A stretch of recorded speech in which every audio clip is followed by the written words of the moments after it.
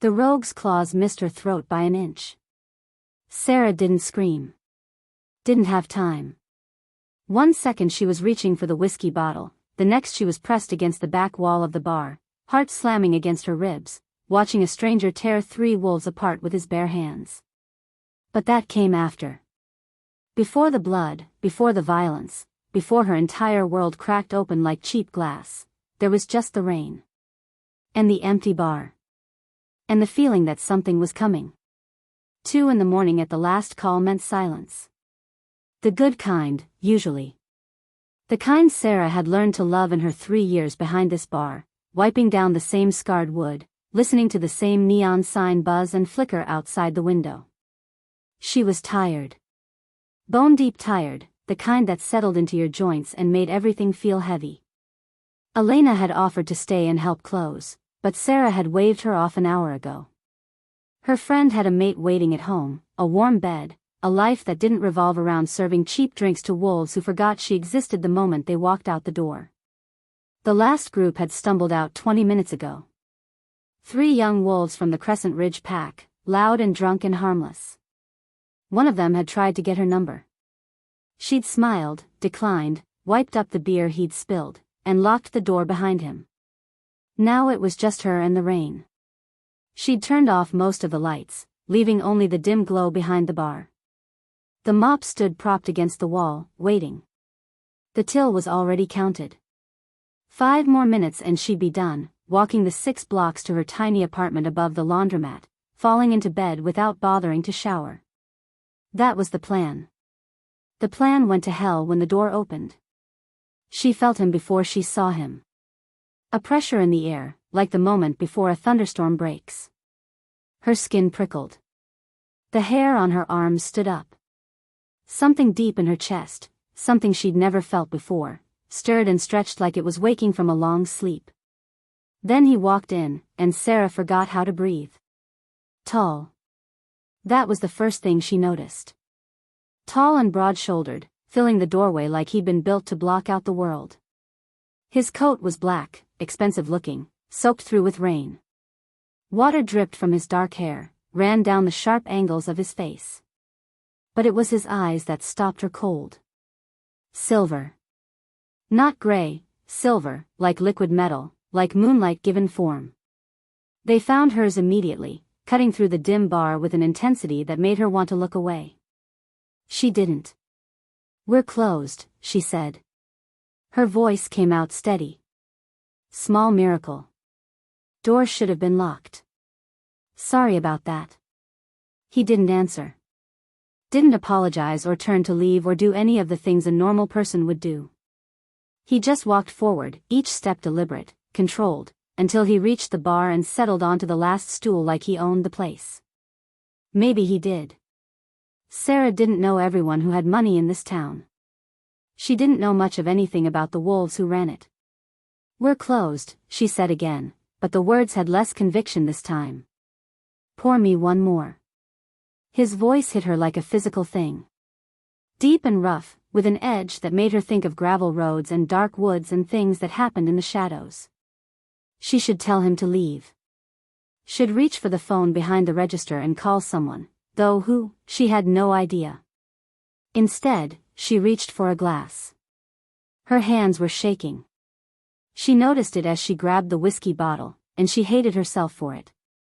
25 years old, no wolf, no pack, no power. She'd learned a long time ago that showing fear was the fastest way to get hurt. But something about this man made all her carefully built walls feel like tissue paper. She poured. Set the glass in front of him. Stepped back. He didn't drink. Just picked up the glass and turned it slowly, watching the amber liquid catch the light. His eyes never left her face. "You work here long?" he asked. 3 years. "You live nearby?" "Does it matter?" Something that might have been amusement flickered across his face. "You're not afraid of me." "I'm terrified of you," Sera admitted, because what was the point of lying? He'd probably smell it anyway. Wolves always could. But being afraid doesn't mean I have to act like it. He set the glass down. Leaned forward, just slightly, and Sera had to fight the urge to lean in too. What the hell was wrong with her? What's your name? She shouldn't tell him. Every survival instinct she had was screaming that this man was dangerous, that giving him anything, even something as simple as a name, was a mistake. Sera, she said. Sera Blackwood. Something changed in his face. A flicker of, what? Recognition? Pain? It was gone before she could identify it, replaced by that same intense, unreadable stare. Sera, he repeated, and the way he said it made her stomach flip. Like he was tasting the word. Like it meant something. You going to tell me yours? No. She almost laughed. Would have, if she wasn't so on edge. Okay. Sure. Mysterious stranger routine. That's fine. He didn't smile, but something in his expression softened a fraction. She found herself talking to fill the silence, the way she always did when she was nervous. Stupid habit.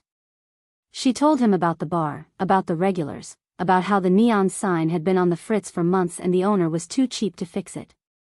Meaningless chatter. He listened to all of it, and she had the uncomfortable feeling that he was filing every word away, cataloging her, trying to solve a puzzle she didn't know she was part of. You don't have a wolf, he said suddenly. Sera froze, rag clenched in her hand. What? I can't smell one on you. He leaned closer. Close enough that she could smell him, rain and pine and something darker underneath, something that made that strange warmth in her chest flare brighter. But there's something else.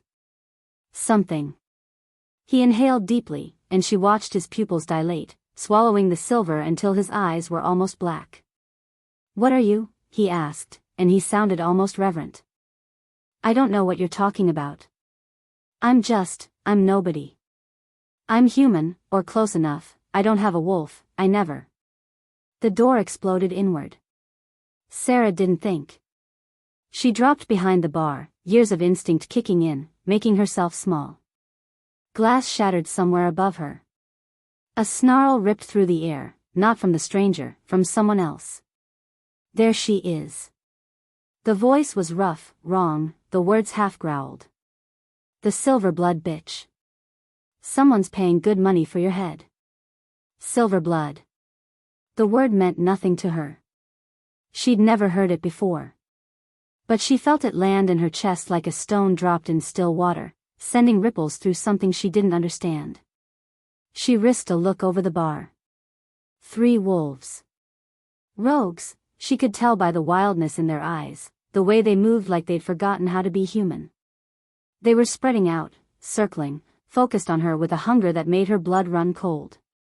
The stranger stood between them and the bar. He hadn't shifted, hadn't moved, but something had changed. The air around him felt heavier. Darker. Walk away, he said. Quiet. Calm. Now. The lead rogue laughed. You don't give orders here, stranger. That girl's worth more than you can imagine. Step aside, and maybe we'll let you live. The stranger smiled. It was the most terrifying thing Sera had ever seen. I won't ask again. The rogues attacked. What happened next would live in Sera's nightmares for years. One moment the stranger was human, standing still as stone. The next, he was something else entirely, a wolf so large it seemed impossible, with fur as black as midnight and eyes that blazed like molten silver. He didn't fight the rogues. He destroyed them. It was over in seconds. 3 bodies on the floor. Blood everywhere, on the walls, the bar, pooling on the cheap linoleum. The massive wolf stood in the center of it all, chest heaving, and then he shifted back. The stranger stood there, naked and covered in blood, and Sera saw the mark on his chest. A crown of thorns wrapped around a crescent moon. She'd seen that symbol before. Everyone had. It was carved into the gates of the capital, printed on official documents, whispered about in fearful voices when people thought no one was listening. The royal crest. The mark of the Alpha King. Her legs gave out. She hit the floor behind the bar, gasping, unable to process what she was seeing. The Alpha King. The monster who ruled all 7 territories. The man who, according to every story she'd ever heard, had slaughtered entire packs without mercy, who commanded with an iron fist, who hadn't found his mate in a decade of searching and had grown cruel in his loneliness. He was standing in her bar. He'd just killed 3 wolves for her. And now he was walking toward her, stepping over bodies like they were nothing, his silver eyes fixed on her face with an intensity that made her soul shake. "No," she whispered. "No, no, no." He reached down. Pulled her to her feet like she weighed nothing. His hands were still wet with blood, but his touch was gentle, almost reverent. He cupped her face, tilted it up, forced her to meet his eyes. "I've been searching for you," he said, and his voice broke on the words. 10 years. 10 years I've been looking, and you were here. You were here the whole time. I don't understand." "Mate," he growled. And something inside Sera, something that had been sleeping for 25 years, opened its eyes and howled. If you are enjoying this video, do well to hit the like button and subscribe to this channel. Chapter 2. Sera ran. She didn't think about it, didn't plan it. 1 second his hand was on her face, that word, mate, still ringing in her ears, and the next she was moving. Her body took over where her mind had short-circuited, shoving past him, slamming through the back door of the bar, and bursting into the rain-soaked night. The cold hit her like a slap.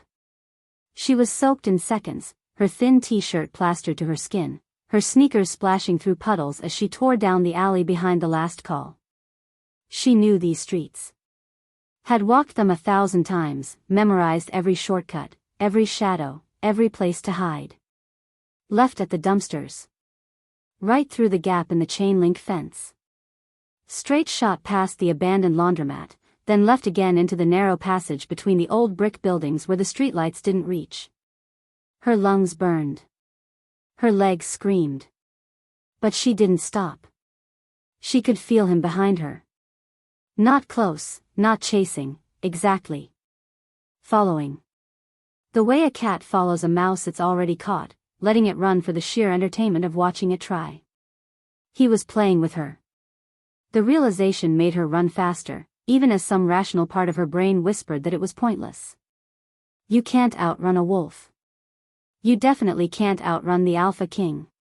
She made it 3 blocks before he appeared. One moment the alley ahead was empty. The next, he was there, stepping out of the shadows like he'd been born from them, blocking her path with that massive frame. He wasn't even breathing hard. Wasn't even wet, somehow, like the rain didn't dare touch him. Sera skidded to a stop, chest heaving, rain streaming down her face. Her eyes darted left, right, searching for an escape route she knew didn't exist. You can't outrun me, little wolf. I'm not a wolf, she spat. The words came out ragged, torn between gasps for air. I don't have a wolf. I've never had a wolf. Whatever you think I am, you're wrong. He smiled. It was terrifying. Not because it was cruel, it wasn't. It was almost gentle, almost fond, and that made it so much worse. He looked at her like she was something precious. Something he'd been waiting his whole life to find. You are, he said simply. You just don't know it yet. Stay away from me. She backed up. 1 step, then another. He matched her pace, moving forward with that same deliberate calm, closing the distance she tried to create. I can't do that. I'll scream. No one will come. He said it like a fact, not a threat. We're in the borderlands. No pack claims this territory. No one patrols these streets. He tilted his head, studying her. You chose this place on purpose, didn't you? Somewhere no one would notice you. Somewhere you could disappear. Sera's back hit the brick wall. Nowhere left to run. He stopped an arm's length away. Close enough that she could see the rain beating on his dark hair, the sharp cut of his jaw, the impossible silver of his eyes. He'd found clothes somewhere, Or maybe he'd had them all along, she couldn't remember. Everything after the word mate was a blur of panic and adrenaline. "My name is Kale," he said. "Kale Volkov. And you, Sera Blackwood, are my mate." "I don't even know what that means." "It means my wolf recognized you the moment I walked into that bar. It means I've been searching for you for 10 years, since the day I came of age and the bond should have manifested, and didn't. It means I've spent a decade wondering if I was cursed, if I was broken, if the moon goddess had abandoned me." His voice dropped, rough and raw. "And it means that now that I've found you, I will never let you go." Sera pressed harder against the wall, as if she could push through the brick and escape into whatever was on the other side. "You're insane." "Probably. You just killed 3 people. They were trying to kill you. You're covered in blood." He looked down at himself, as if just noticing. When he looked back up, his expression hadn't changed. "I've been covered in blood before. I'll be covered in blood again. That's what it means to be king." The word hit her like ice water. King. The Alpha King. The monster from every story she'd heard since she was old enough to listen. The tyrant who ruled the 7 territories with an iron fist, who crushed rebellions without mercy, who had, according to the whispered rumors, slaughtered entire packs for defying him. And fate had bound her to him. "Those men," she said, forcing her voice steady. "They called me something. Silverblood. What does that mean?" The change was instant. 1 second he was looking at her with that terrifying tenderness, and the next his face went blank. A mask dropping into place. A king's face, cold and unreadable. "That pack was destroyed 18 years ago," he said. "There were no survivors." "Then why did they know the name? Why did they call me?" "I don't know." "You're lying." Something flickered in his eyes. Anger? Guilt? She couldn't tell. "I'm taking you somewhere safe. We can talk more there." "I'm not going anywhere with you." He moved so fast she didn't see it. One moment there was space between them, the next his hand was wrapped around her arm, not rough, not painful, but utterly immovable. Like being gripped by warm steel. "You are," he said quietly. "Because those rogues weren't working alone. Someone paid them to find you. Someone knows who you are, even if you don't. And until I figure out who and why, you're not leaving my sight. You can't just. I'm the Alpha King." He said it without arrogance, just simple fact. "I can do whatever I want." The palace was a fortress. Black stone walls rose against the night sky, sharp and angular, looking more like a weapon than a building. Torches burned along the ramparts despite the rain, their flames somehow untouched by the water. Guards patrolled everywhere, wolves in human form, armed and watchful, their eyes tracking Sera as Kale led her through the massive iron gates. She felt like a prisoner being marched to her cell. The inside was worse. Beautiful, yes, all high ceilings and ancient tapestries and gleaming marble floors, but cold. Empty. The kind of beauty that existed to intimidate, not to welcome. Kale handed her off to a servant with terse instructions. A bath. Fresh clothes. Food. The best guest chambers. "Guest," Sera repeated flatly. "Is that what we're calling it?" He turned back to her, something unreadable in his expression. "Would you prefer I call you what you are?" "And what's that?" "Mine." He walked away before she could respond. The room they gave her was larger than her entire apartment. A massive 4-poster bed dominated one wall, draped in silk the color of midnight. A fire crackled in the hearth. The windows were tall and elegant, offering a view of the palace grounds far below. The door had no lock. At least, not one she could control. Sera bathed because she was freezing and covered in grime, not because she'd been told to. She dressed in the clothes they'd left, soft pants, a loose shirt, both far finer than anything she'd ever owned, because her own clothes were ruined. She ate the food because she couldn't remember the last time she'd had a real meal.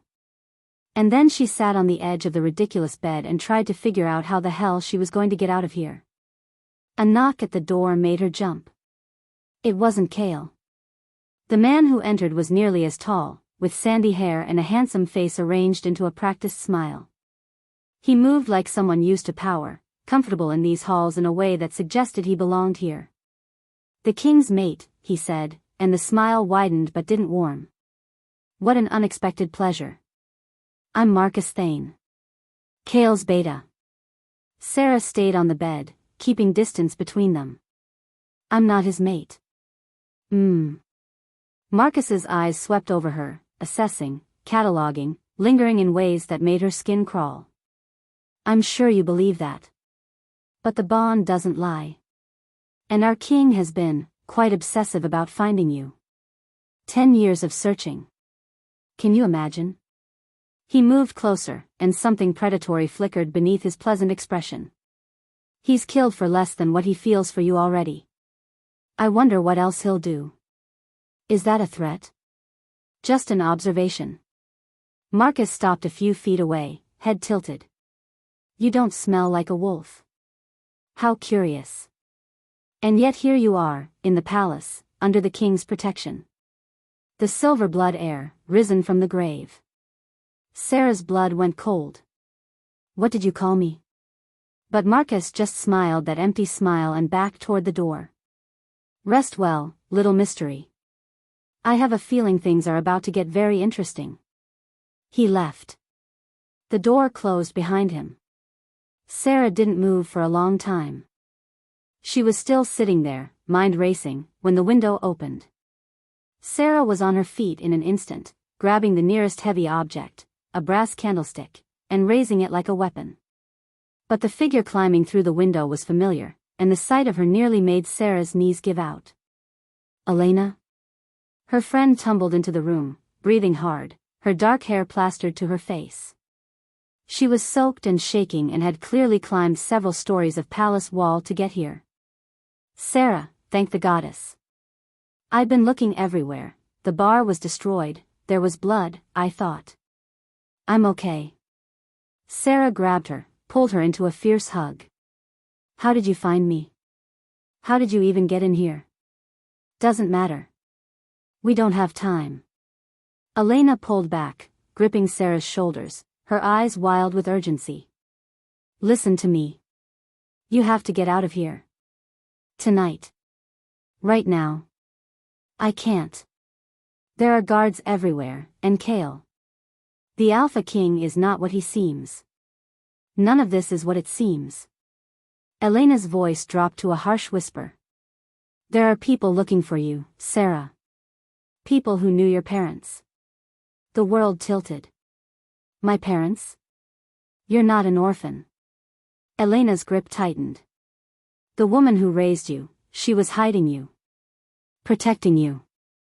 Because you're the heir to the Silverblood pack."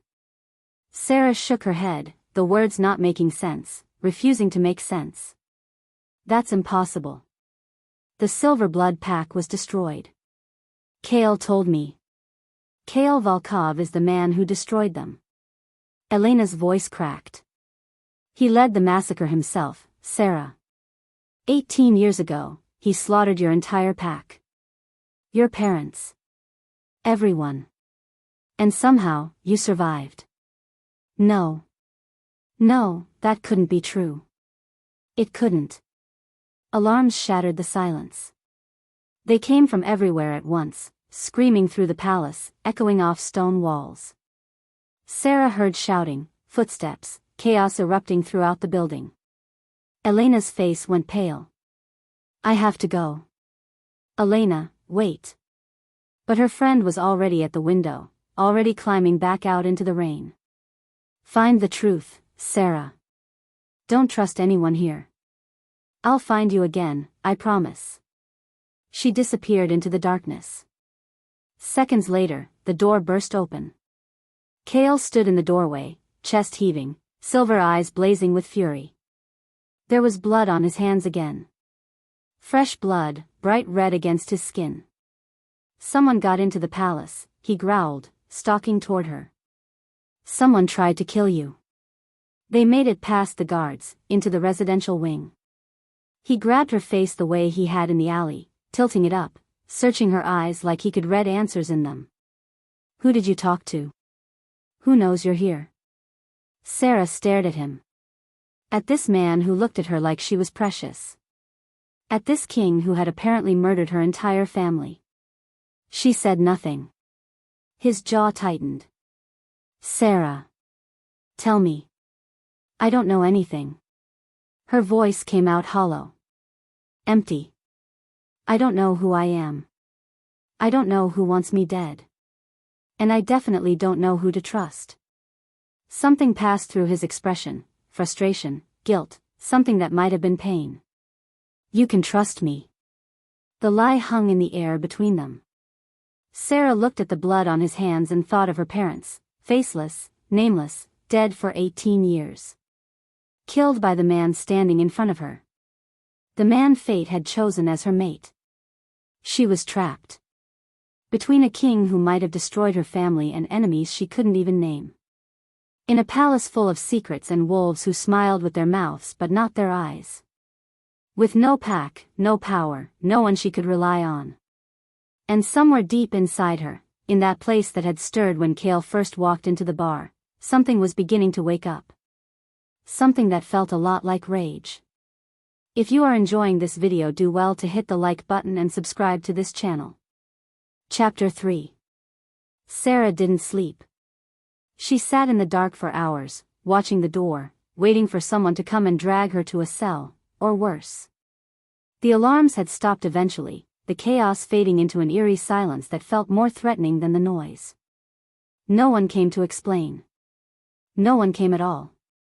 Kale had left after she'd refused to answer his questions, something dark and frustrated in his expression. He'd posted guards outside her door, she could hear them shifting, murmuring to each other in low voices. Protecting her or imprisoning her, she couldn't tell. Maybe both. Kale Volkov is the man who killed them. Elena's words played on a loop in her head. Her parents. A massacre. An entire pack wiped out 18 years ago, when Sera would have been 7 years old. The same year her earliest memories began. The same year the woman she'd called mother had found her wandering alone on a roadside, dirty and silent and unable to remember her own name. She'd always assumed she was abandoned. Unwanted. Just another wolfless throwaway that nobody bothered to claim. But what if she'd been hidden instead? Dawn crept through the windows, gray and weak. Sera hadn't moved from her spot on the floor, back against the wall where she could see both the door and the window. Her body ached. Her eyes burned. But her mind was sharp, racing, piecing together fragments of a picture she couldn't quite see. She needed answers. And she wasn't going to get them sitting here. The palace was quieter in the early morning. Sera slipped out of her room while the guards were changing shifts, a gap of maybe 30 seconds, but it was enough. She'd spent years learning to move without being noticed. Being invisible was a survival skill when you were a wolfless nobody in a world ruled by predators. She didn't know where she was going. Just walked, memorizing hallways, counting doors, building a mental map. The palace was massive, all cold stone and ancient architecture, the kind of place that had been built for war and never quite forgot it. She found the archives by accident. A heavy wooden door, slightly ajar, leading to a room filled with books and scrolls and filing cabinets that stretched toward a ceiling lost in shadows. The smell hit her first, old paper, dust, secrets. The kind of place where history went to be forgotten. Sera glanced down the hallway. Empty. She slipped inside. The filing system made no sense to her at first. Everything was organized by date, by pack, by some numerical code she couldn't decipher. She moved through the stacks, fingers trailing over labels, searching for anything that might explain what she was. Silverblood. She found it in a cabinet near the back, hidden behind newer files like someone had tried to bury it. A thick folder, edges worn, stamped with official seals. Her hands shook as she pulled it out. The first page was a report. Dry, Clinical language describing what it called a necessary action against the Silverblood pack. Suspected treason. Assassination plot against the crown. The order had come from the top, from the Alpha King himself. Sera turned the page and felt her stomach drop. Photographs. Dozens of them. Bodies in the streets of a village she didn't recognize. Houses burning. Women, children, elderly, none of them spared. The images were grainy, black and white, but the horror was clear enough. Estimated casualties, 347.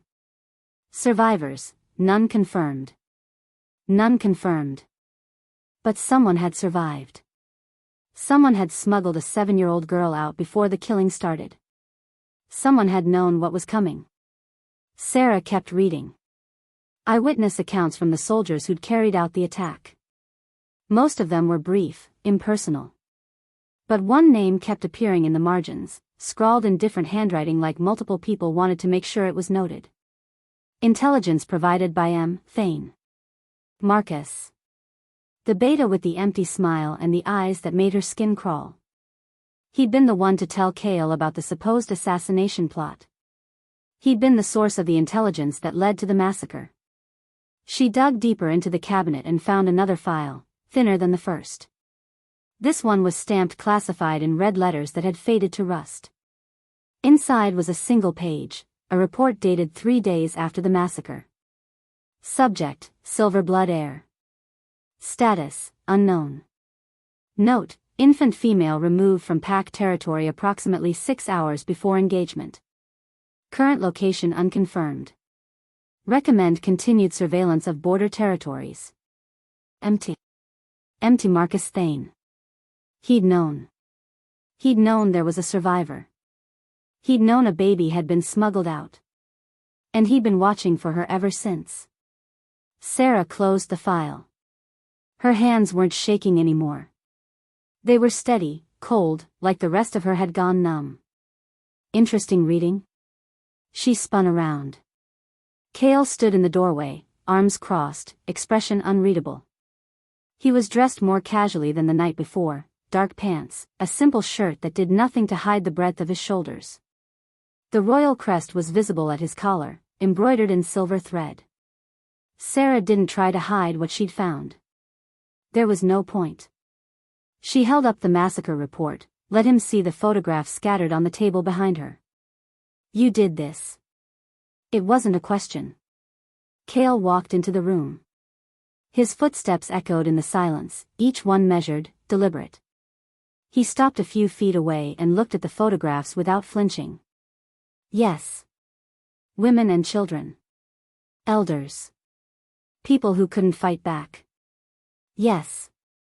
347 people, Kale. An entire pack. I know the numbers. His voice was flat. Empty. I've known them for 18 years. Sera threw the file at him. It hit his chest and fell to the floor, pages scattering. He didn't move to pick them up. Didn't move at all. You're a monster. Yes. Is that all you can say? Her voice cracked, rage and grief tangling together until she couldn't tell them apart. You murdered my family. My parents, my pack, everyone I ever belonged to, you slaughtered them like animals, and all you can say is yes? What would you have me say? He met her eyes, and for the first time she saw something behind the mask. Something raw and broken.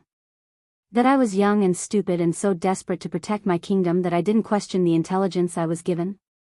That I trusted the wrong people?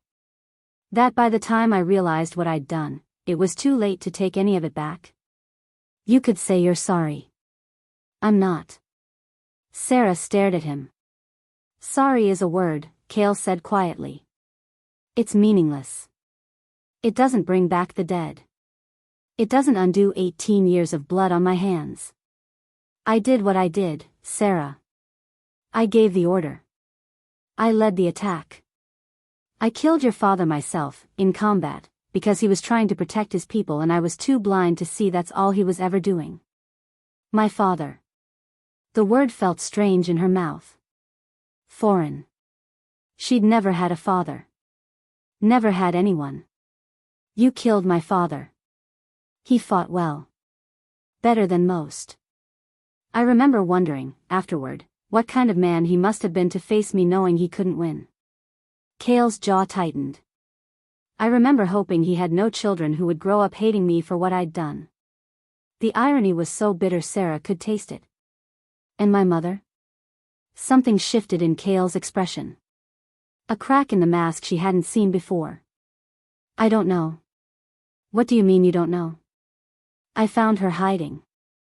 With a baby, with you, I assume. I was going to. He stopped. Swallowed. Marcus said he would handle it. Let them go, get them out of the territory. I wanted to believe something merciful happened that night. That I wasn't a complete monster. But you don't know. No. The word came out rough. I never asked. I didn't want to know. Sera laughed. It was an ugly sound, harsh and broken. So you might have killed my mother, or your trusted beta might have killed her, and you just, what? Decided ignorance was easier than guilt? Yes. I hate you. The words hung in the air. Sera watched them land, watched something flicker and die in Cale's silver eyes. He didn't argue. Didn't defend himself. Just stood there and took it, like he'd been taking it for 18 years. I know, he said. The mate bond pulsed between them, that strange warmth Sera had felt from the moment he walked into the bar. It was stronger now, almost painful, rebelling against the conflict tearing them apart. Her body wanted to go to him. Her wolf, or whatever was sleeping inside her, wanted to comfort him. She hated that too. Then something happened. It started in her chest. A pressure, a heat, building so fast she couldn't breathe. Her vision flickered, silver at the edges, like moonlight bleeding into her sight. The room tilted. Her knees buckled. Sera. Cale caught her before she hit the ground. His arms came around her, strong and steady, and even through the pain she was aware of how carefully he held her. Like she was made of glass. Like she might shatter. What's happening to me? She could barely get the words out. Her body was on fire. Something inside her was fighting to break free, clawing at walls she hadn't known existed. I don't know. I don't. Cale's voice was sharp with fear. Real fear, the first genuine emotion she'd heard from him. Stay with me. Sera, stay with me. The world went white. She wasn't in the palace anymore. Sera stood in a void, endless, empty, white in every direction. No walls, no floor, no sky. Just light, soft and warm and somehow alive. Hello, my child. She turned. The woman standing before her was impossible. Beautiful in a way that hurt to look at, with skin like moonlight and hair like spun silver. She glowed from within, radiant and terrible, and Sera knew instinctively that she was in the presence of something ancient. Something divine. Who are you? You know who I am. The woman smiled, gentle and sad. You felt me your whole life, even when you didn't understand it. The pull toward the moon. The way the darkness never frightened you. The sense that you were meant for something more than the small life you built. Sera's heart was pounding. Or was it? Did she even have a heart here, in this place between places? The moon goddess. Yes. Am I dead? No. But you're changing. The seal on your wolf is breaking. The goddess moved closer, and Sera felt the weight of her attention like a physical force. It was placed on you as an infant, to hide you from those who would use you or destroy you. But the mate bond has weakened it. Your power is waking up. I don't have power. I'm nobody. I'm just. You are my vessel. The goddess's voice resonated through the void, through Sera's bones, through the very fabric of whatever reality this was. The last daughter of a sacred bloodline. The one I chose to carry my blessing into the world. When the seal breaks completely, you will be the most powerful wolf alive. Sera shook her head. This was insane. This was impossible. I can't be, I don't want. What you want is irrelevant, child. The power is already yours. The only question is what you will do with it. The goddess reached out, and her fingers, cool and electric, touched Sera's cheek. Everyone will want to control you or kill you. Your enemies. Your allies. Even your mate. Kale? He is broken, that one. Consumed by guilt and rage. The bond could save him, or it could destroy you both. The goddess's eyes, depthless silver, stared into Sera's soul. You will have to choose, when the time comes. Save the wolf kingdom, or watch it burn. Sera looked down at her hands. They were glowing. Soft silver light pulsing beneath her skin, like her blood had turned to moonlight. What am I? She whispered. You are my chosen, the moon goddess said. The one who will either save your people or destroy them. The heir to a slaughtered pack and the mate of the man who slaughtered them. You are contradiction and balance, vengeance and mercy, death and rebirth. The light was growing brighter. The void was starting to fade. Wait, Sera called. I don't understand. I don't know what I'm supposed to do. The goddess's voice echoed around her, through her, becoming part of her as the world dissolved. You will, child. When the time comes, you will. Sera woke up screaming. She was back in the archive, on the floor, Kale's arms wrapped around her. Her skin was hot, burning hot, and silver light was still flickering at the edges of her vision. Sera. Kale's voice was ragged, desperate. Sera, look at me. What happened? What did you see? She looked at him. At this man who had destroyed her family. At this king who had spent 18 years drowning in guilt. At her mate, whether she wanted him or not. The moon goddess's words echoed in her head. Save the wolf kingdom, or watch it burn. Everything, she said hoarsely. I saw everything.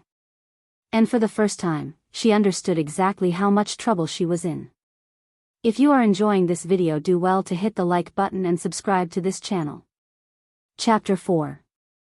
Sera woke to the sound of breathing. Not her own, someone else's, deep and steady, close enough that she could feel the warmth of it against her hair. She was lying in a bed that wasn't hers, wrapped in sheets that smelled like pine and rain and something darker underneath. Something that made her blood heat and her pulse quicken. Kale. She knew it before she opened her eyes. Could feel him pressed against her back, one arm draped over her waist, holding her like she might disappear if he let go. The mate bond thrummed between them, stronger than before, so much stronger. It was a living thing now, a thread of fire connecting her chest to his. And there was something else. A presence in her mind. Ancient. Powerful. Watching. Her wolf. Sera's breath caught. She'd never felt anything like this before. Her whole life, that part of her had been silent, a locked door, a dark room, nothing. But now the door was open. Now something was pacing behind her eyes, curious and patient, studying the world through her senses. Hello, she thought, feeling foolish. The wolf didn't answer in words. It answered in feeling, recognition, satisfaction, a deep and primal finally that resonated through her bones. You're awake. Kale's voice was rough with sleep. His arm tightened around her, pulling her closer, and Sera's entire body ignited. Every point of contact between them felt electric, overwhelming, too much and not enough at the same time. She had to bite her lip to keep from making a sound. How long? She managed. 3 days. 3 days. She'd been unconscious for 3 days, and he'd been here the whole time. She could feel the truth of it through the bond, his fear, his exhaustion, his desperate relief that she was finally awake. You're a wolf, he said, and there was awe in his voice. Real awe, from a man who ruled 7 territories and had probably seen everything. I've never felt anything like it. The power. He pressed his face into her hair, inhaled deeply. What are you, Sera? She thought of the moon goddess. The white void. The weight of destiny settling onto her shoulders like a shroud. You are my vessel. My chosen. I don't know, she lied.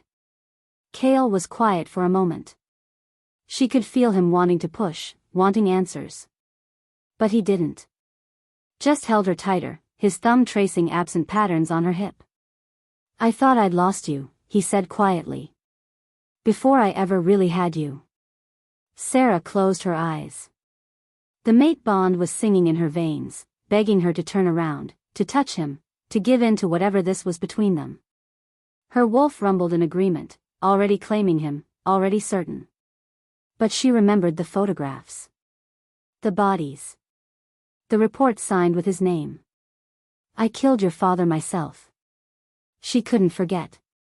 Couldn't forgive. Not yet. Maybe not ever. I need to get up, she said. The palace felt different now. Sera moved through the halls slowly, testing her new senses. Everything was sharper, the smell of stone and old wood, the sound of footsteps 3 corridors away, the pulse of life in every wolf she passed. Her wolf catalogued it all, filing away information, building a map of threats and allies. Mostly threats. Kale had been called away to deal with a border dispute. Some conflict with a neighboring pack that required his personal attention.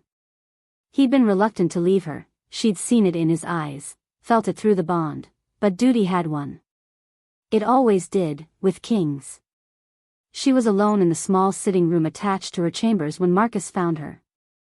He didn't knock. Just walked in like he owned the place, closing the door behind him with a soft click that felt like a threat. His charming mask was firmly in place, the smile, the easy posture, the warmth that never quite reached his eyes. The king's mate, recovered at last. He moved closer, circling her like a predator sizing up prey. You gave us quite a scare. 3 days unconscious, and Kale barely left your side. I've never seen him so, attached. What do you want, Marcus? Straight to business. I appreciate that. The smile widened. I want to talk about your future, Sera. About what you really are. And about the choice you're going to have to make. Something cold slithered down her spine. I don't know what you're talking about. Don't insult us both. He stopped in front of her, close enough that she had to tilt her head back to meet his eyes. I know exactly what you are, little Silverblood. I've known since you were a baby. The world tilted. What? Who do you think told that human woman where to find you? Marcus's voice was soft, almost gentle, like he was explaining something to a child. Who do you think arranged for you to be smuggled out of the territory before the attack? I was the one who saved you, Sera. I kept you alive when everyone else wanted you dead. Why? The word came out strangled. Why would you? Because I needed you alive. I needed you hidden, somewhere no one would think to look, until the right moment. He reached out, tucked a strand of hair behind her ear. She flinched away. And now that moment has come. Sera's wolf was growling, low and dangerous, pressing against her control. Threat, it said. Enemy. Kill. I don't understand. Then let me make it simple. Marcus stepped back, spreading his hands like he was presenting a gift. I've been building an army in secret. Wolves who are tired of Kale's rule, who remember the old ways, who want change. When your power fully awakens, and it will, I can feel it growing even now, I will use it to overthrow him. I will become the new Alpha King. And you, Sera, will be my queen. You're insane. I'm ambitious. There's a difference. His smile turned sharp. The mate bond can be broken. Painfully, permanently. I have a witch who specializes in such things. You can be free of him, Sera. Free of the man who murdered your family. The words hit her like a blow. Think about it, Marcus continued, moving closer again. He killed your parents. Destroyed your entire pack. And what has he offered you? A gilded cage and a bond you didn't choose. I'm offering you revenge. Justice. Power. His eyes glittered. All you have to do is help me. Sera's mind was racing. Part of her, the part that still saw those photographs every time she closed her eyes, wanted to say yes. Wanted to watch Cale suffer the way her family had suffered. Wanted to make him pay. But the mate bond screamed in protest. And beneath that, something else. Something she refused to name. I need time, she heard herself say. To think. Marcus studied her for a long moment. Whatever he saw in her face seemed to satisfy him. Of course. I'm not unreasonable. He backed toward the door. But don't take too long, little Silverblood. The window for action is narrowing.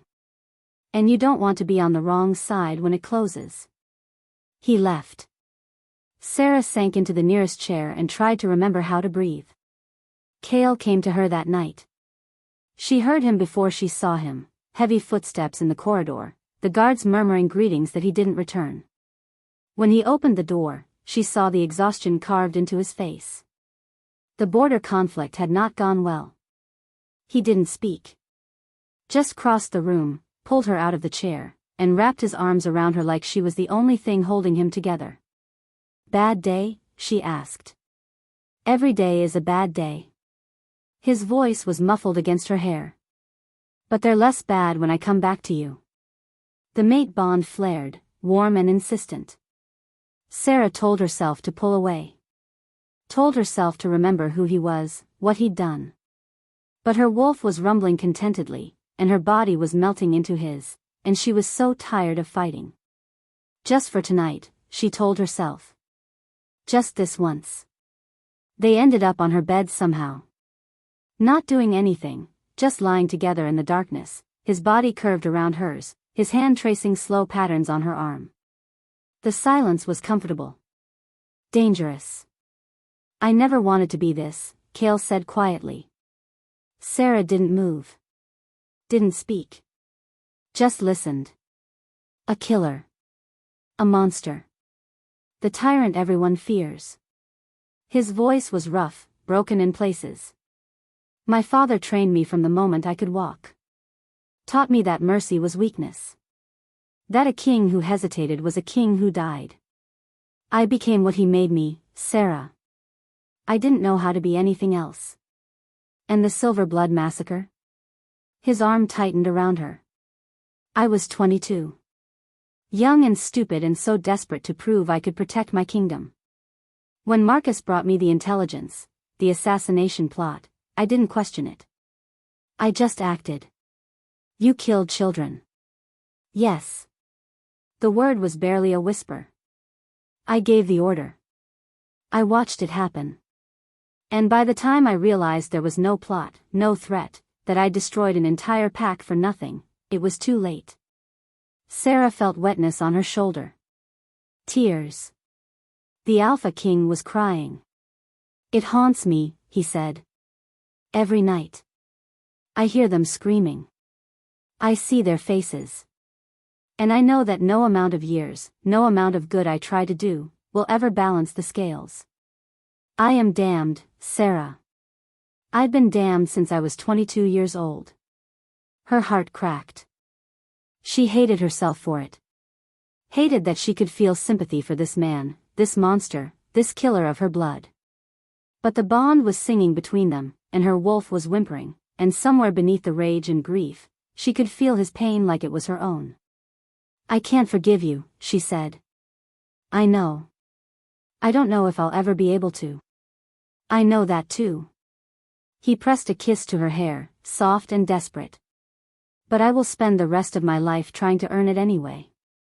Whatever you need. Whatever it takes. I will be whatever you need me to be. Sera closed her eyes. She didn't say anything else. Neither did he. But she didn't pull away. Morning came too quickly. Sera woke alone, Kale had slipped out sometime before dawn, probably to deal with more kingdom business.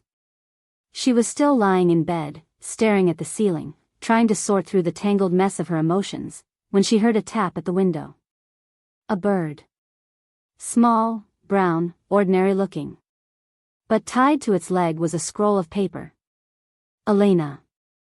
Sera scrambled to the window, hands shaking as she untied the message. The handwriting was rushed, barely legible, and what it said made her blood run cold. Resistance compromised. Marcus has spies everywhere. Coup in 3 days, not waiting for your answer. But there's more. Found records from the massacre. Marcus wasn't just the informant. He was there. He participated.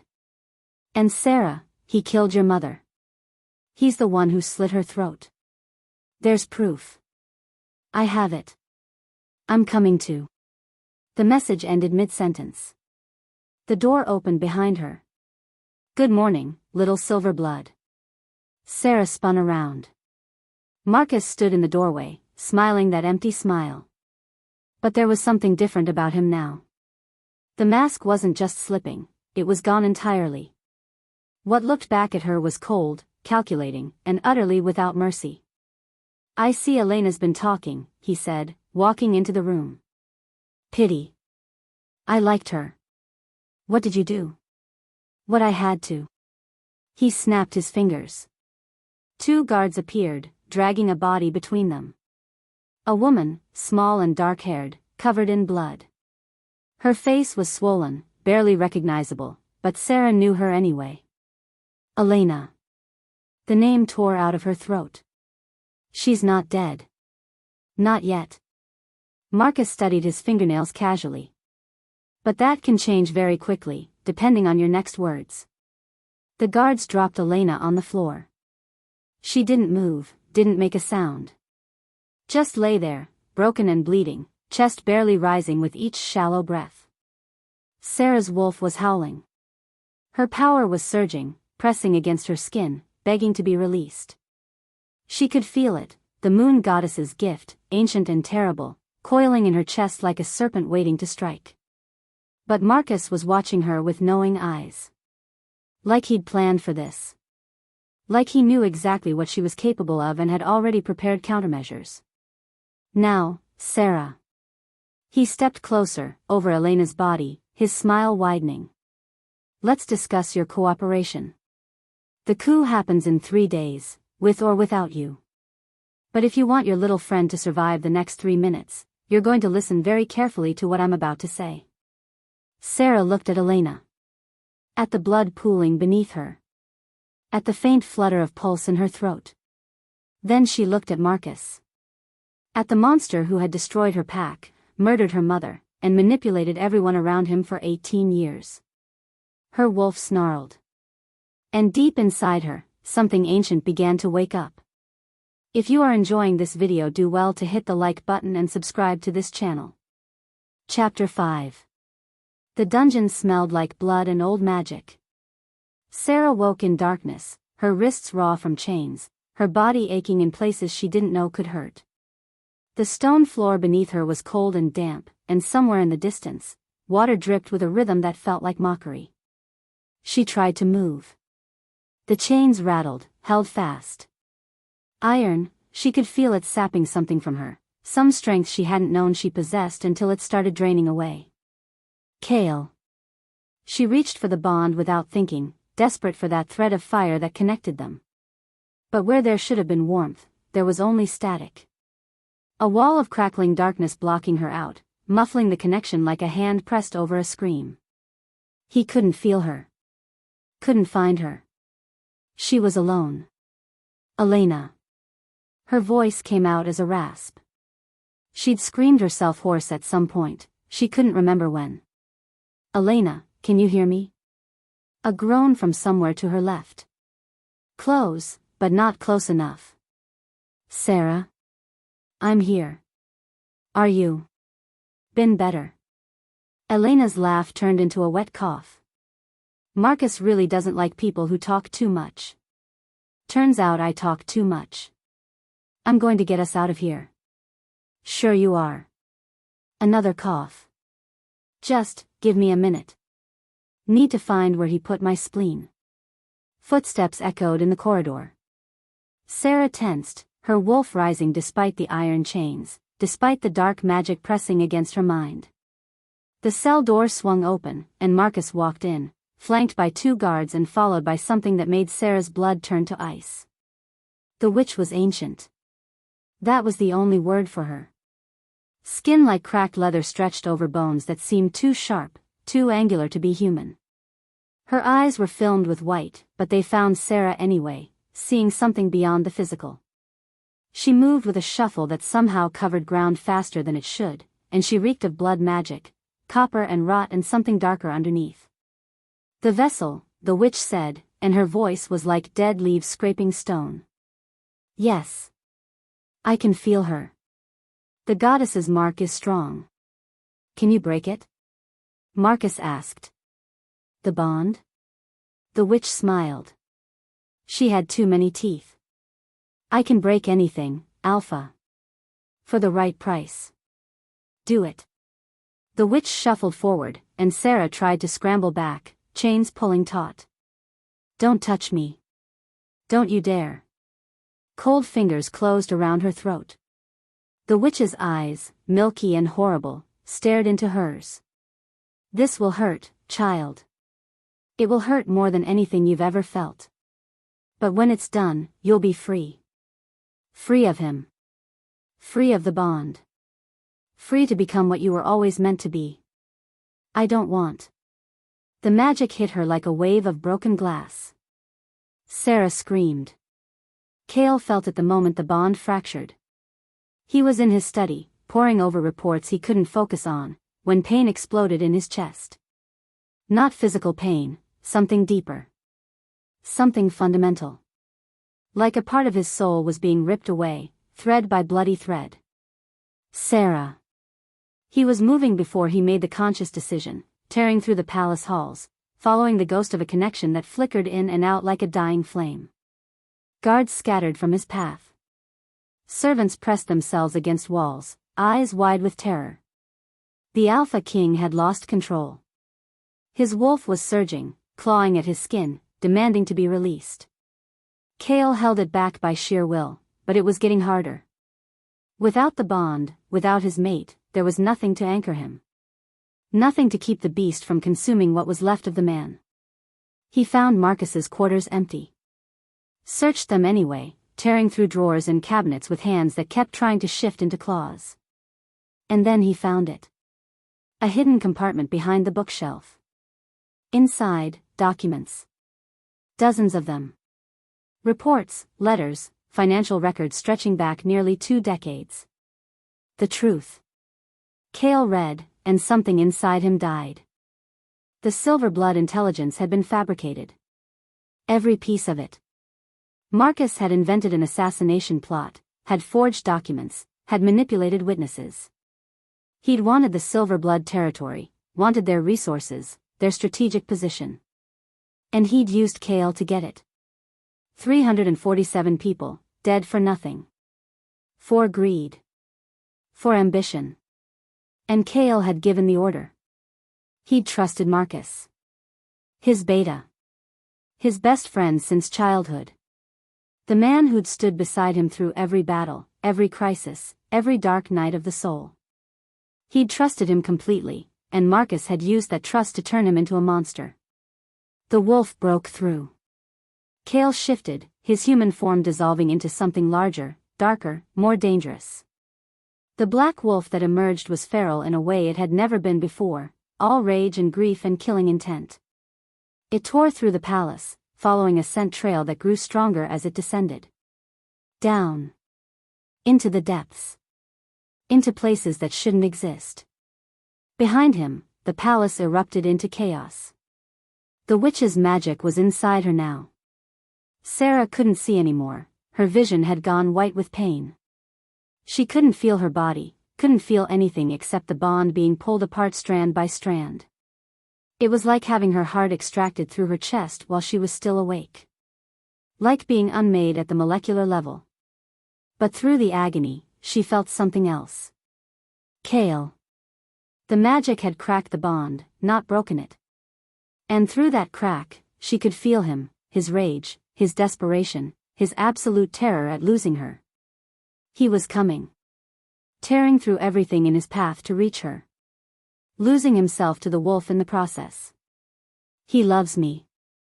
The thought crystallized through the pain. Not because he'd said it, he hadn't.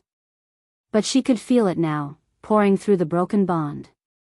Raw and overwhelming and completely unconditional. He loved her, and he was destroying himself trying to save her. And I'm just lying here screaming. Something shifted inside Sera. The witch's magic was trying to break her bond. Trying to sever the connection between her and Kale. But to do that, it had to reach deep, into the core of what she was. Into the place where the moon goddess's power slept. Into the sealed door that had been waiting 25 years to open. Sera stopped fighting. The witch laughed, thinking she'd won. Marcus stepped forward, triumph in his eyes. But Sera wasn't giving up. She was letting go. Come to me, she called to her wolf. Come to me now. The wolf answered. Come to me, she called to the power. I'm ready. The power answered. The seal shattered. Light exploded from Sera's body. Not fire, not heat, pure silver radiance, like condensed moonlight given physical form. It poured out of her in waves, filling the chamber, bleaching the shadows, turning the darkness into brilliance. The witch screamed. The magic touching Sera's bond recoiled, burning, and then the witch herself began to burn. Silver fire consumed her from the inside out, disintegrating flesh and bone and ancient malice until nothing remained but ash drifting in the luminous air. The chains holding Sera glowed white-hot and shattered. She rose. Not stood, rose. Her feet left the ground as power lifted her, surrounded her, became her. She was aware of her body distantly, like it was a vessel she was piloting from somewhere far away. Her wolf was there too, but merged now, not separate. They were one being. One force. My child, the moon goddess whispered in her mind. Yes. This is what you were born for. Marcus stumbled backward, his charming mask finally destroyed by naked terror. What are you? Sera turned to face him. Her eyes were pure silver. Light pulsed from her skin in steady waves. When she spoke, her voice echoed with harmonics that weren't human, weren't wolf, something older. Something divine. I am Sera Silverblood. Daughter of the sacred line. Vessel of the moon goddess. She stepped forward. The stone cracked beneath her feet. And you, Marcus Thane, killed my mother. I can explain. You slit her throat while she begged for her baby's life. Marcus hit the wall. Nowhere left to run. His guards had fled, she'd heard them screaming as they died, consumed by the light that poured from her body without discrimination. Only Marcus remained, protected by some last desperate shield of dark magic that was crumbling by the second. She was nothing, he snarled, fear making him ugly. A weak, pathetic female who couldn't even shift to protect her own child. She deserved. Sera raised her hand. The power came willingly, eagerly. She could feel exactly how to use it, how to reach into Marcus's chest and crush his heart, how to burn him from the inside the way the witch had burned, how to give him a death as terrible as the one he'd given her mother. Her wolf howled for blood. Justice, it said. Vengeance. Make him pay. And then the chamber door exploded. Kale burst through in a shower of stone and twisted metal. He was half-shifted, caught between forms, his body a grotesque blend of man and wolf. His eyes were wild, completely feral, and he moved with the mindless violence of an alpha who had lost everything that made him human. Then he saw her. The feral madness in his eyes cleared. The shift stuttered, halted, reversed. He stumbled forward, still more wolf than man, and then he fell. Not collapsed. Fell. To his knees, head bowed, every line of his body radiating not submission but reverence. Worship. My goddess, he breathed. The mate bond blazed back to life. It hit Sera like a wave, all the fear and love and desperate hope pouring through the connection. She felt what he felt. His relief at finding her alive. His awe at what she'd become. His absolute certainty that he was looking at something divine. And beneath all of that, his guilt. Still there. Still crushing him. The knowledge of what he'd done to her family, to her people, to her. He wasn't asking for forgiveness. Wasn't asking for anything. He was just there, on his knees before her, offering everything he was. I would let you destroy me, he sent through the bond.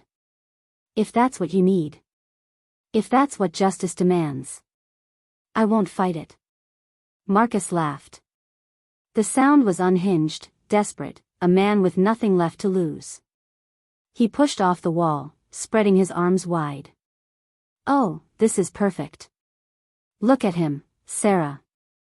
The mighty Alpha King, groveling at your feet. This is your chance.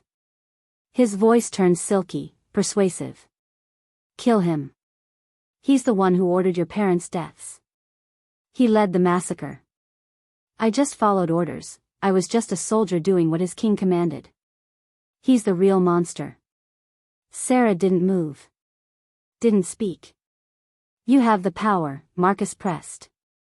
I can feel it. You could wipe him from existence with a thought. Give your parents justice. Give your entire pack justice. All you have to do is reach out and then what? Her voice echoed through the chamber. Let you take his place? Let you rule the kingdom you've been manipulating for 20 years? Marcus's smile faltered. I'm offering you freedom. Revenge. Everything you wanted. You're offering me a different cage. She looked at Kale, still kneeling, still waiting. With a different monster holding the key. He killed your family. So did you.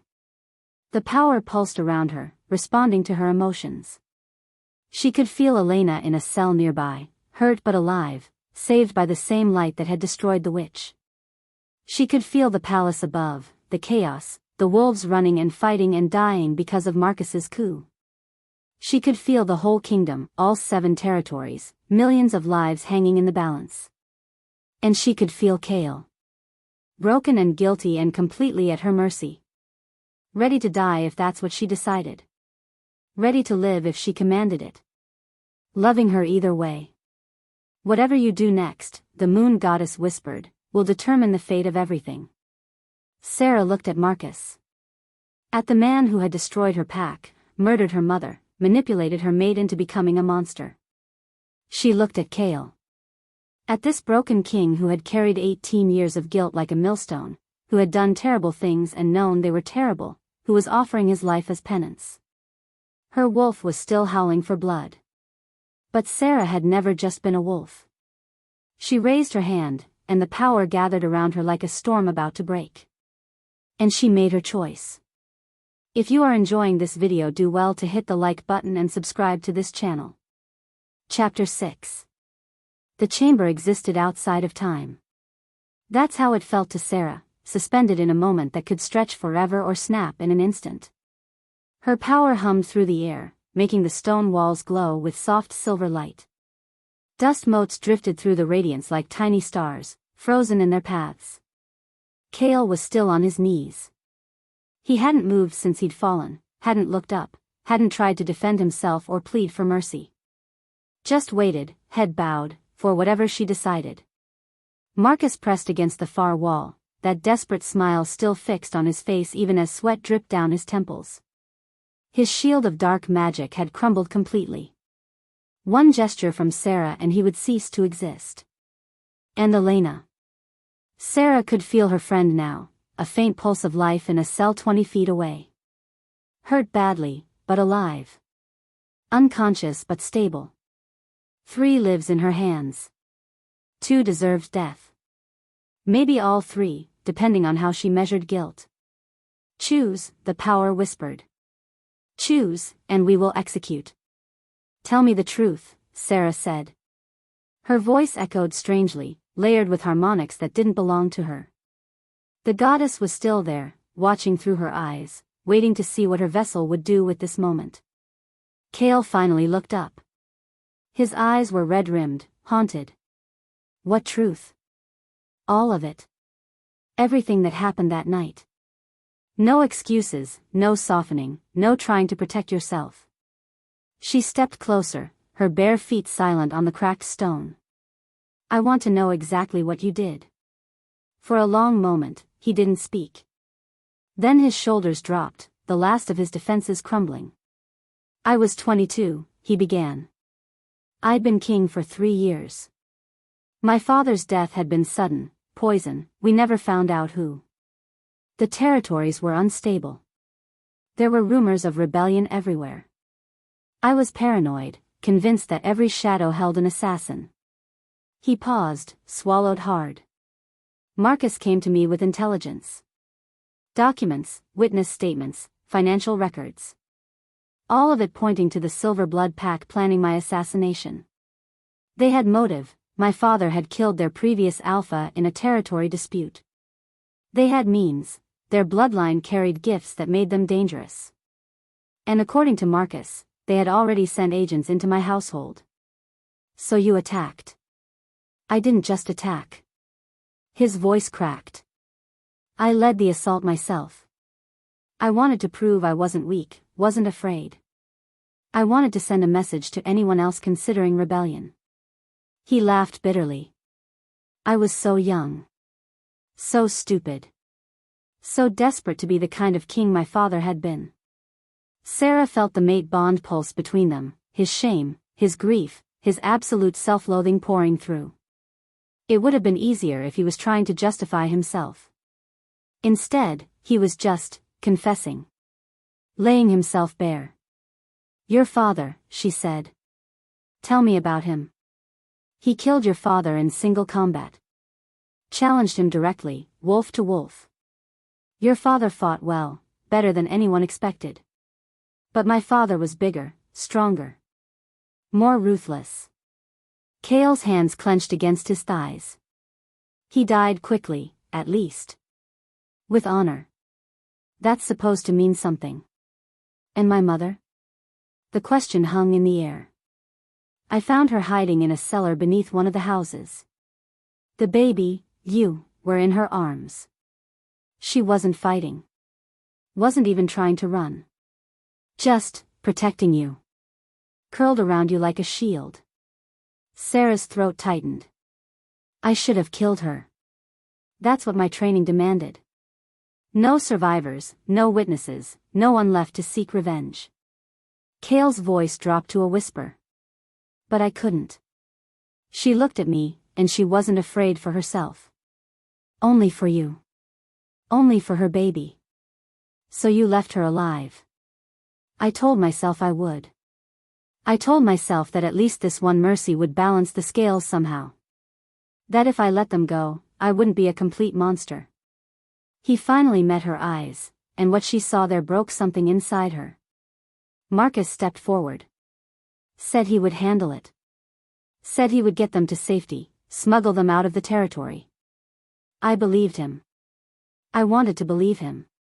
So I moved on to the next house and I didn't look back. You didn't know. I didn't want to know. There's a difference. He shook his head. I never asked what happened. Never checked. Just let myself believe the lie because the truth would have destroyed me. And for 18 years, Marcus used that against me. Used my guilt, my shame, my desperate need to believe I wasn't irredeemable. Silence fell. Sera turned to look at Marcus. The beta had gone pale, his smile finally fading as he realized his leverage was slipping away. Is that true? She asked him. Did Kale order you to kill my mother? Marcus's jaw worked. He said handle it. That's an order. That's not an answer. He knew what handle it meant. Every soldier knows. He just wanted plausible deniability, same as always. The great Alpha King, so concerned with honor and justice, but perfectly happy to let others do his dirty work. He moved. Sera had been expecting it. Some last desperate gamble, some attempt to shift the situation while her attention was divided.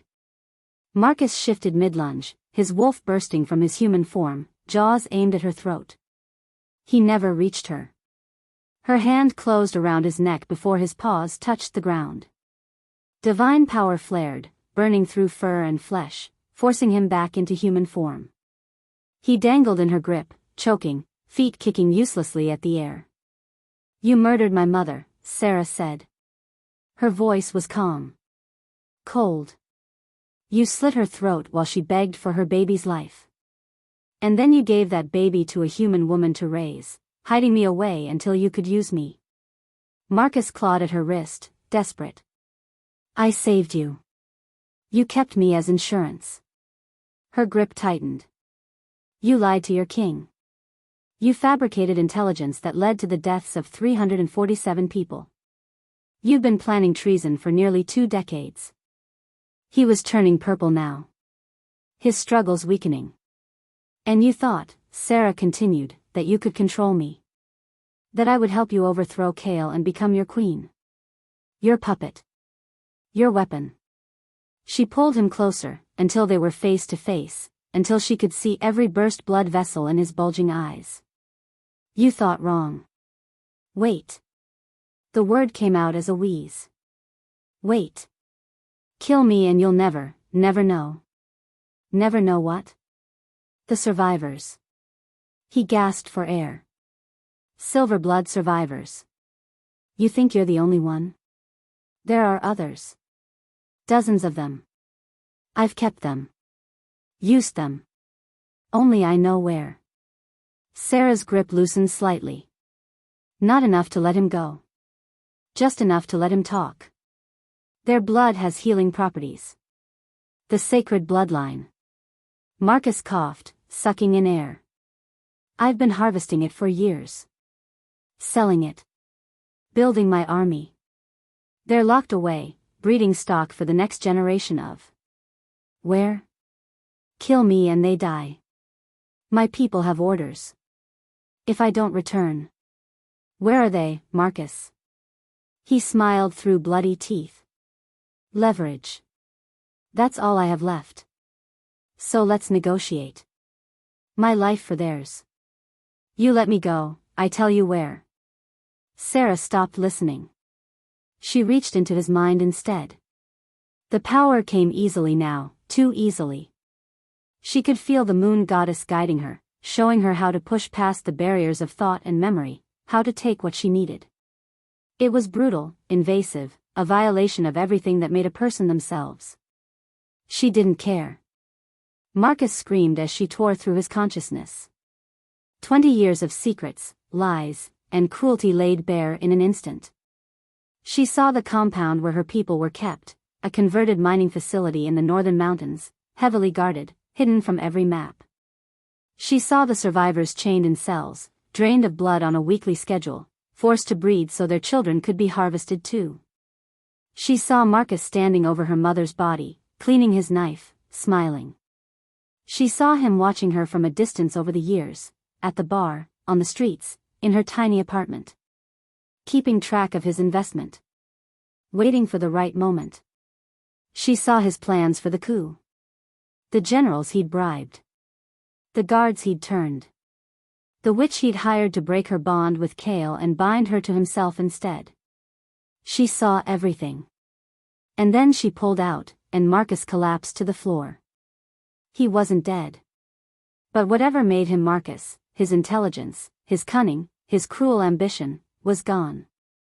What remained was a shell. Drooling. Empty. A body with nothing behind the eyes. Sera swayed on her feet. The power was starting to fade, the goddess's presence retreating.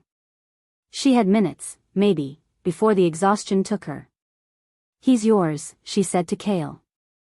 "Do what you want with him." Kale stood slowly. He walked to where Marcus lay, looked down at the man who had been his best friend for 30 years. His brother in everything but blood. His betrayer. There was no satisfaction in his expression. No triumph or relief. Only grief. I trusted you, he said quietly. With everything. With my kingdom, my secrets, my life. And you used it all against me. Marcus made a sound, not words, just noise. Whatever remained of him couldn't understand what was happening. I would have died for you, Cale continued. And you would have killed me without hesitation. You did kill me, in a way. Every time you let me believe I was a monster, every time you fed my guilt over the massacre you orchestrated, you killed the man I might have been. He shifted. The black wolf that emerged was calm, controlled. Not feral like before. Just, final. One bite. Quick, clean. Marcus's throat torn out in a single efficient motion. More mercy than he deserved. Cale shifted back, naked and covered in blood for the second time since Sera had met him. He didn't seem to notice. Just stood there, staring at the body of his former friend. It's done, he said. Sera nodded. The power was fading faster now, the silver light dimming. Her wolf was retreating deep inside her, exhausted from channeling forces it wasn't built to contain. There are survivors, she managed. My people. Marcus had them in a compound. In the northern mountains. We have to. The world tilted. Cale caught her before she hit the ground, his arms wrapping around her, cradling her against his chest. She could feel his heart pounding.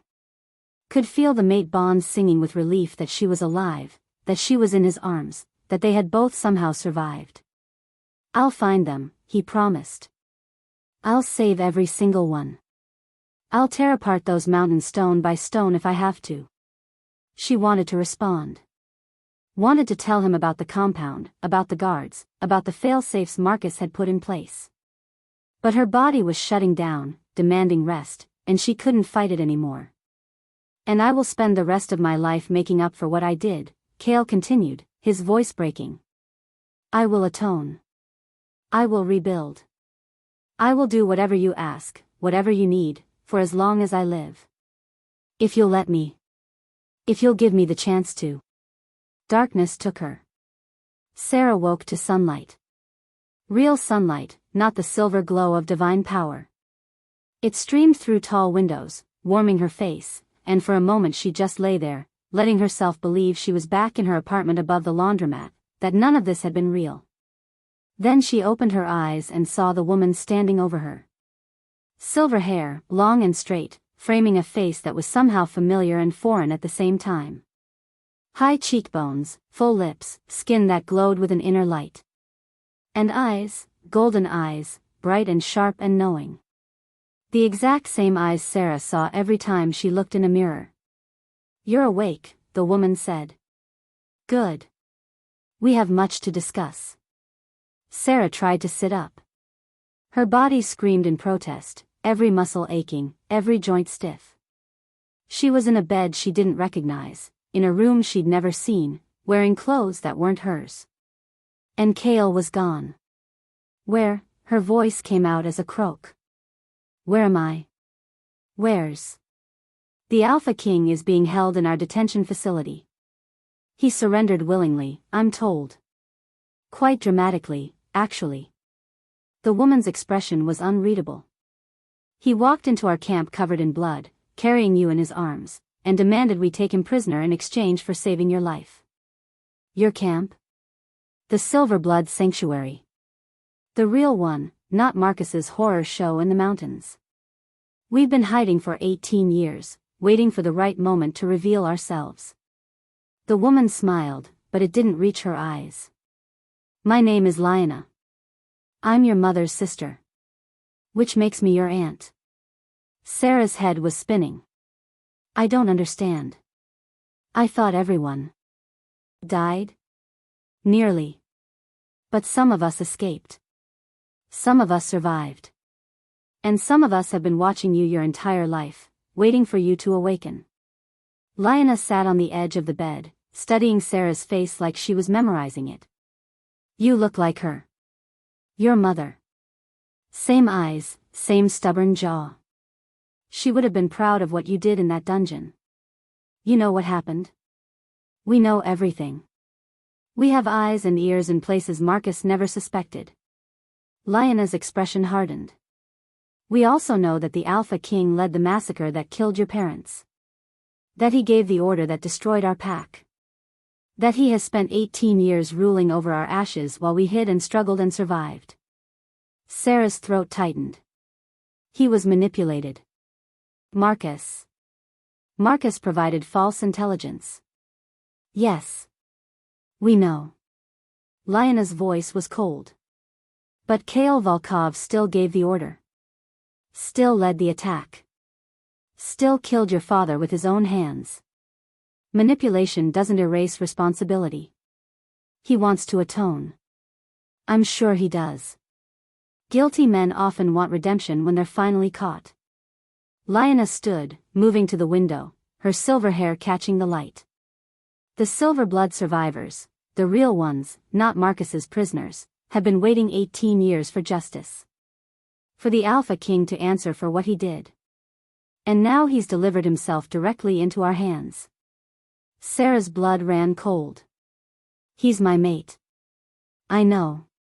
Lyanna turned back to face her, and her expression was terrible in its calm. Which is why I'm giving you a choice, niece. The council wants him dead. They want to execute him publicly, make an example, show the world that the Silverblood pack still has teeth. But you're the heir to our bloodline. The vessel of the moon goddess. Your voice carries weight. What choice? Lyanna walked back to the bed, stood over Sera with those golden eyes that held no warmth. Convince me he deserves to live, she said. Convince the council that the man who murdered our family should be spared. Or stand aside and let justice be served. She headed for the door. You have until sunset, Sera. After that, the Alpha King dies.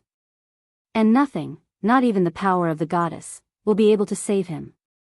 If you are enjoying this video, do well to hit the like button and subscribe to this channel. Chapter 7. The Silverblood sanctuary was hidden in the heart of a forest that shouldn't exist. Sera stood at the window of her chamber, staring out at impossible trees, massive oaks and ancient pines, their canopies so thick it blocked all but scattered fragments of sunlight. The forest had been grown with magic, Lyanna had explained. A pocket of wilderness carved out of the mountains, invisible to anyone who didn't know exactly where to look. Her people had been hiding here for 18 years. Building. Waiting. Surviving. And now they wanted blood. A knock at the door. Sera didn't turn. Come in. Lyanna entered, her silver hair catching the dim light. She moved like a predator, all grace and controlled power. The alpha of what remained of the Silverblood pack.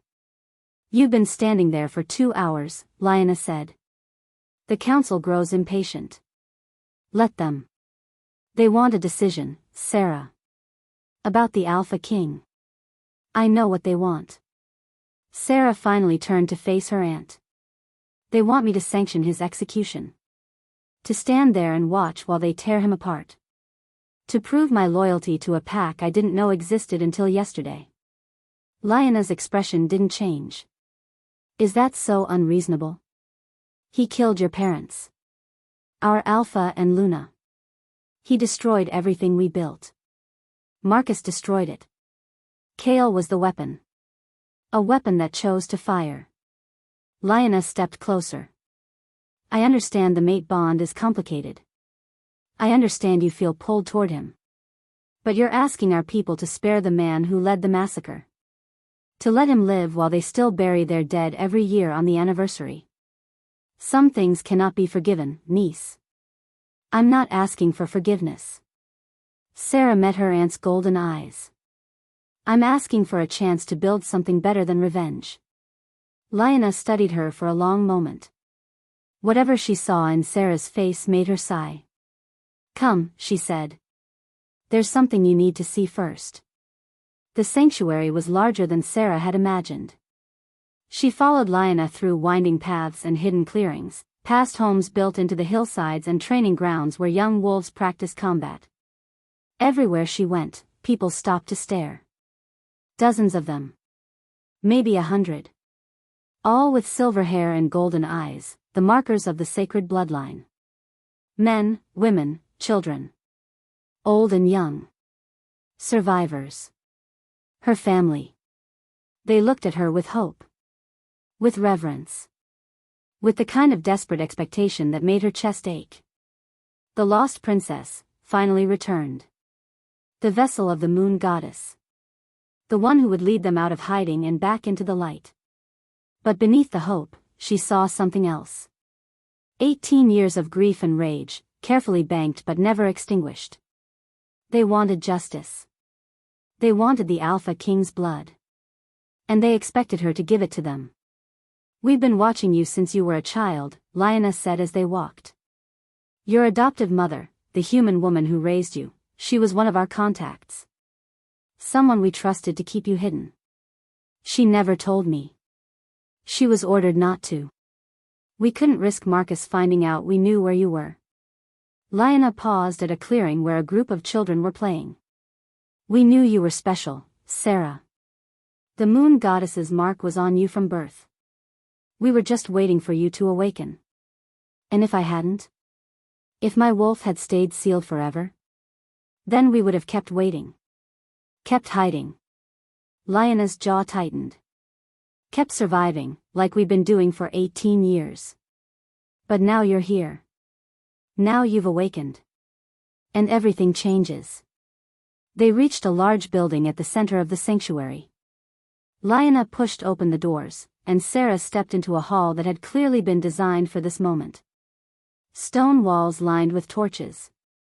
Wooden benches packed with Silverbloods. And at the far end, kneeling in chains. Kale. He looked like hell. Bruised, bloody, his fine clothes torn and dirty. The chains binding his wrists were silver. Sera could see them burning his skin, leaving raw welts wherever they touched. He hadn't healed. Hadn't been allowed to. But his eyes found hers the moment she walked in, and what she saw there wasn't pain or fear. Just acceptance. The hall fell silent as Sera walked down the center aisle. She felt every eye on her, felt the weight of expectation pressing against her skin. Her wolf stirred, unsettled, and the mate bond pulsed with Kale's exhaustion and relief. "You came," he sent through the connection. "I wasn't sure you would." "I'm not here to save you," she sent back. "I'm here to decide what to do with you."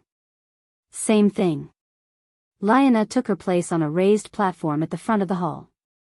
A throne sat there, simple, wooden, ancient. The Alpha's seat. She didn't sit in it. Instead, she stood beside it, waiting. "The council convenes," Lioness announced. "To determine the fate of Kale Volkov, Alpha King of the 7 territories.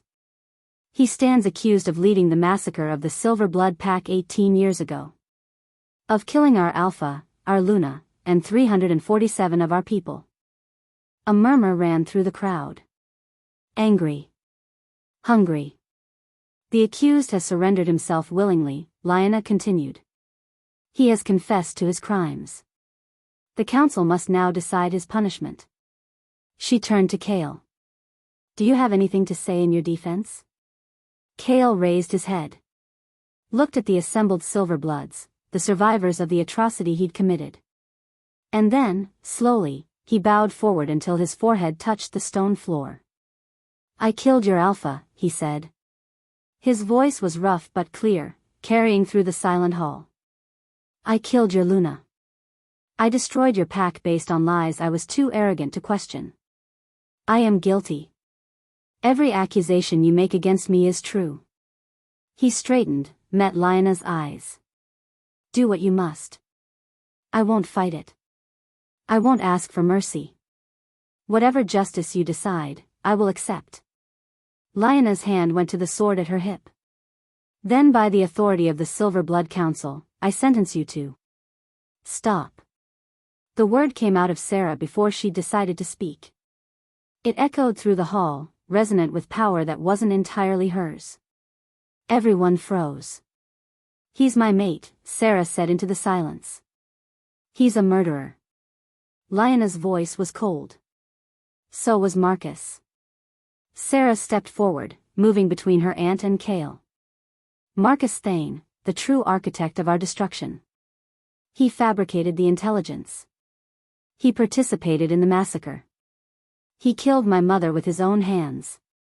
Kale was a weapon that Marcus used. A tool aimed at our pack by someone who wanted our lands and our power. That doesn't excuse. No. It doesn't. Sera turned to face her people. All those golden eyes, watching her. Waiting. Nothing excuses what happened. Nothing brings back the dead. But the full truth is more complicated than vengeance allows. And if we execute Kale today, we become exactly what Marcus wanted us to be, another cycle of violence. Another round of bloodshed. Another generation lost to revenge. She could feel the crowd's resistance. Their anger, their grief, their desperate need for someone to pay. The moon goddess chose me, Sera continued.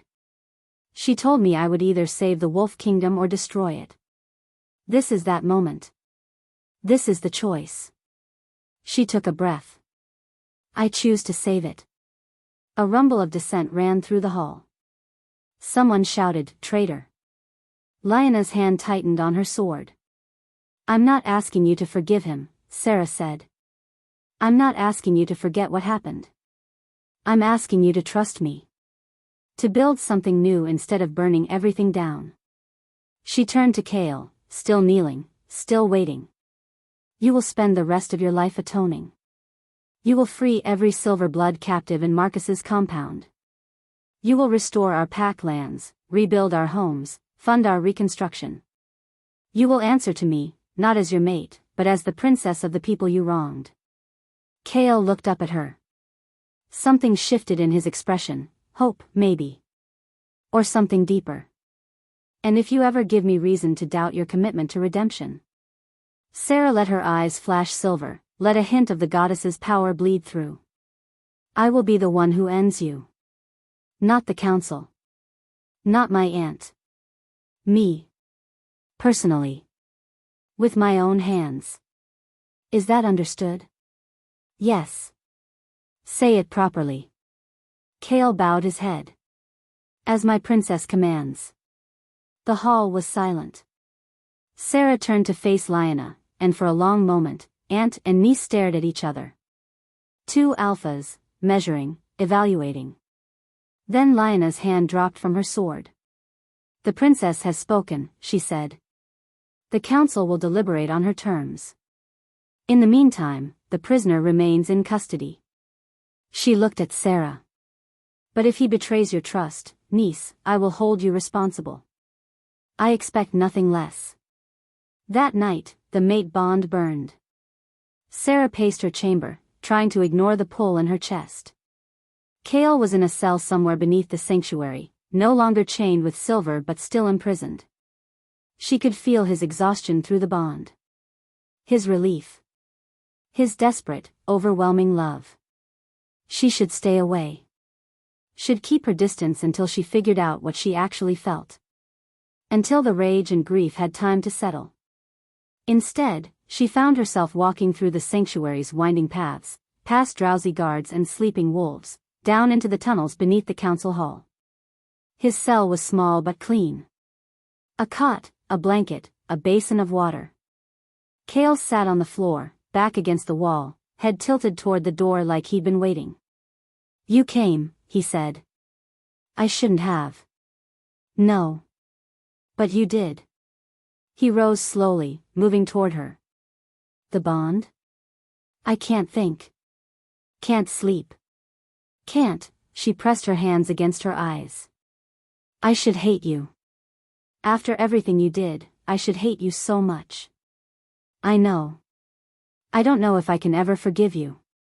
Ever look at you without seeing those photographs. Those bodies. I know that too. But I can't fight this anymore. The words tore out of her. I can't fight you. I've been fighting since the moment you walked into that bar, and I'm tired, Kale. I'm so tired. He was in front of her now. Close enough to touch. Close enough that she could feel the heat of his body, smell that scent that made her wolf want to roll over and bare its throat. Then stop fighting, he said. She kissed him. It wasn't gentle. Wasn't soft or romantic or any of the things first kisses were supposed to be. It was desperate, furious, 18 years of grief and rage and longing pouring out in a single moment.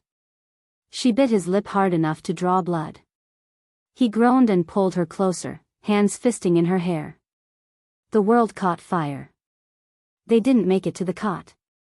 The floor was hard and cold and Sera didn't care. She needed this, needed him, with an intensity that scared her. The mate bonds sang between them as they came together, healing and breaking at the same time.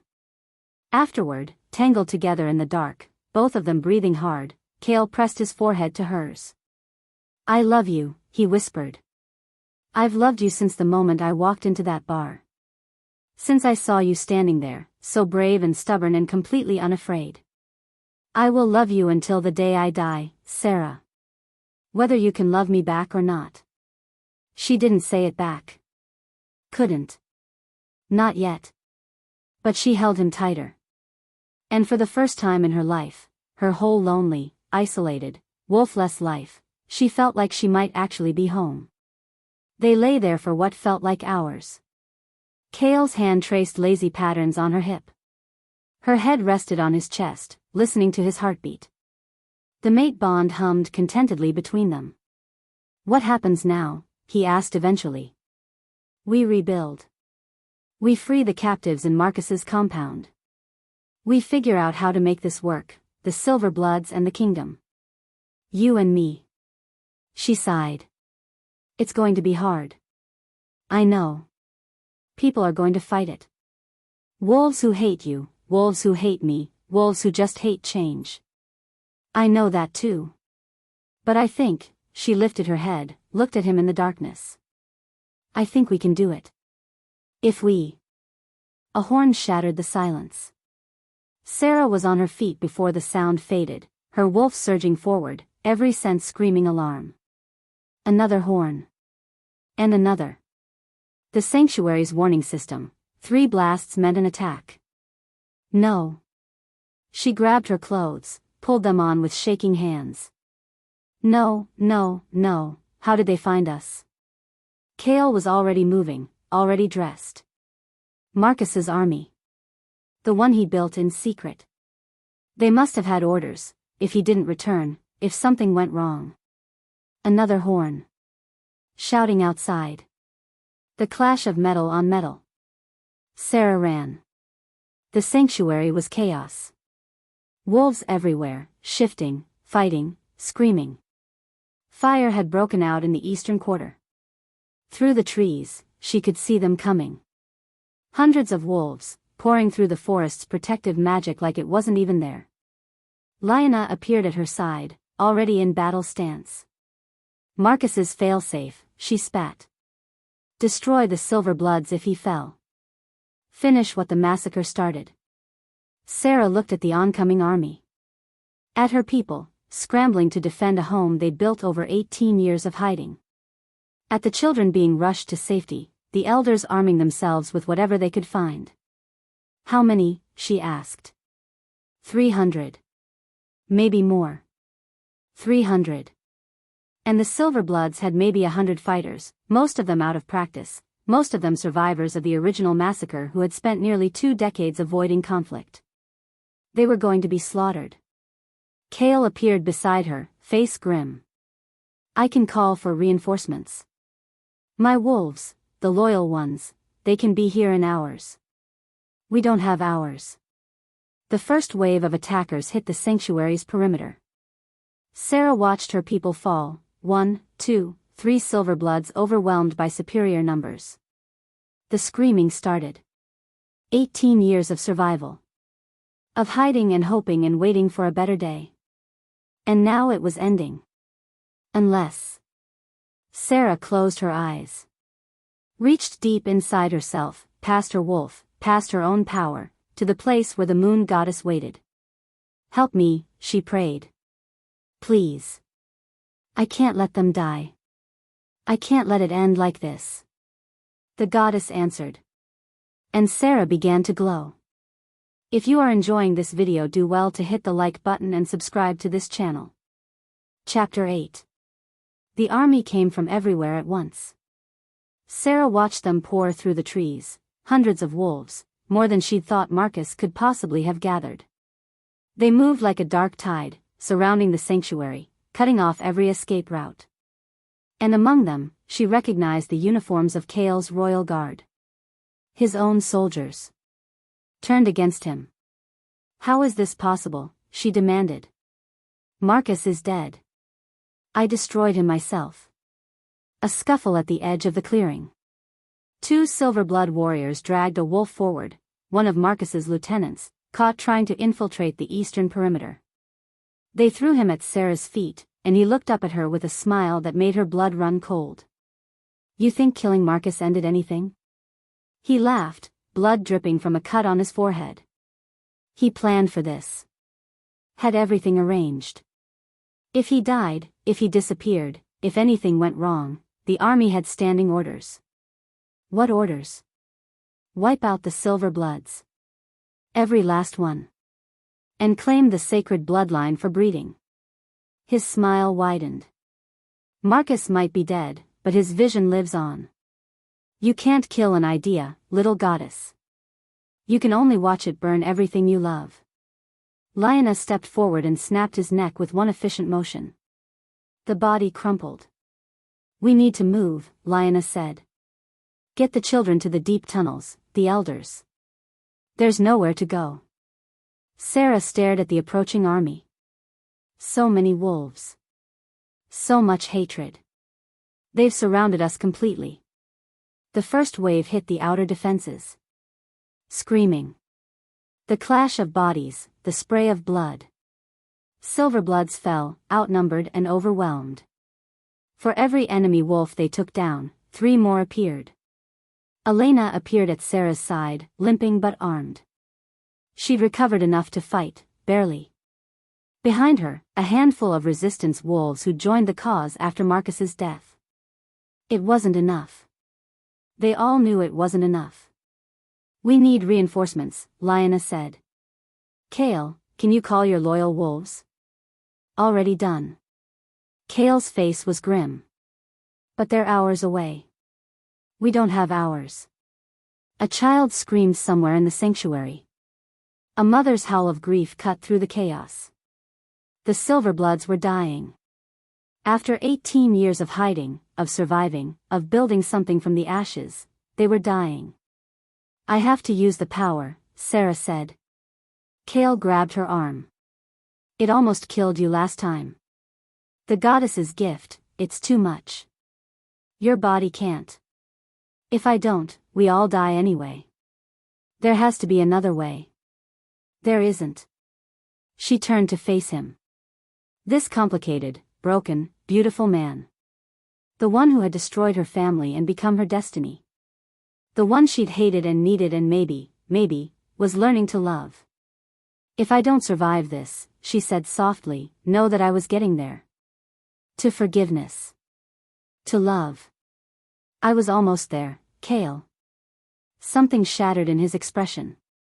He pulled her close, kissed her with desperate intensity. She tasted salt, his tears or hers, she couldn't tell. Then survive, he said against her lips. Survive and tell me yourself. I want to hear you say it. I need to hear you say it. I'll try. Don't try. Do it. Come back to me, Sera. She kissed him once more. Then she walked onto the battlefield. The enemy wolves saw her coming. A single woman, walking calmly through the carnage, unarmed and unafraid. Some of them laughed. What could one small female do against an army? Then she began to glow. It started in her chest, that familiar warmth, that ancient power. But this time was different. This time, she didn't fight it. Didn't try to control or contain it. She opened herself completely, surrendered everything she was, and let the moon goddess pour through her. Silver light exploded outward. It was blinding, overwhelming, a supernova of divine radiance that turned night into day. Sera felt herself rising, literally rising, her feet leaving the ground as power lifted her into the air. Her hair streamed behind her, bleaching white in the light. Her eyes were pure silver, seeing everything, knowing everything. She wasn't just channeling the goddess anymore. She was becoming her. "My child," the moon goddess whispered, and her voice was Sera's voice. They were the same, they had always been the same. "This is what you were born for. This moment. This choice. Show them what mercy truly means." Sera's voice echoed across the battlefield, amplified by power that made the trees shake and the ground tremble. "I am Sera Silverblood. Daughter of the sacred line. Vessel of the moon goddess." The enemy wolves froze. Even the most bloodthirsty among them could feel it, the weight of something divine, something terrible and beautiful and absolutely beyond their comprehension. "I am the end of the cycle of violence that has plagued our kind. The end of revenge and massacre and the endless spilling of blood." She raised her hands, and the light intensified. "And I am giving you this one chance. Surrender, or face divine judgment." For a moment, nothing moved. Then half the army broke. They ran, dropping weapons, abandoning their positions, fleeing into the forest like the hounds of hell were at their heels. They'd signed up for a massacre, not a war with a goddess. They'd expected helpless survivors, not divine retribution. But the leaders held their ground. A dozen of Marcus's most loyal lieutenants, wolves who had nowhere else to go. They'd committed too many atrocities to ever be forgiven. They had nothing to lose. "She's bluffing," one of them screamed. "She's just a girl. Kill her. Kill her and take the bloodline." They charged. Sera didn't destroy them. She did something worse. The light that poured from her hands wasn't fire or force or any physical weapon. It was truth. Divine, absolute, inescapable truth. It washed over the attacking wolves like a wave, sinking into their minds, their hearts, their souls. And it made them see. Every person they'd ever hurt. Every life they'd ever destroyed.